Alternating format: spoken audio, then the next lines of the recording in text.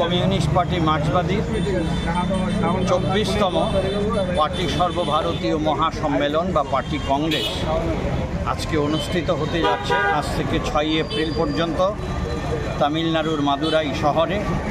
এই পার্টি কংগ্রেসকে সামনে রেখে আজকে পার্টির সমস্ত দপ্তরগুলোর মধ্যে পতাকা উত্তোলন, শহীদদের প্রতি শ্রদ্ধা এবং সংক্ষিপ্ত আলোচনার জন্য আমরা মিলিত হয়েছি।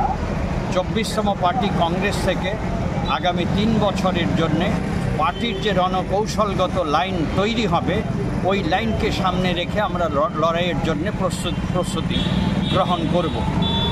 আজকে পার্টি এই 24তম কংগ্রেসকে সামনে রেখে যেটা বলছে যে আমাদের হিন্দুত্ববাদী সাম্প্রদায়িক শক্তি এবং কর্পোরেট শক্তির বিরুদ্ধে লড়াই আমাদের আরও তীব্র করতে হবে।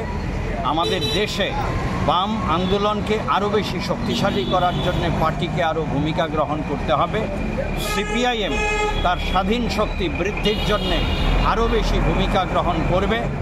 আমাদের দেশের একচেটিয়া পুঁজিপতি কর্পোরেটদের বিরুদ্ধে লড়াইকে আরও বেশি সংহত করবে। এই মূল বিষয়গুলোকে সামনে রেখে সমস্ত আলোচনা হবে।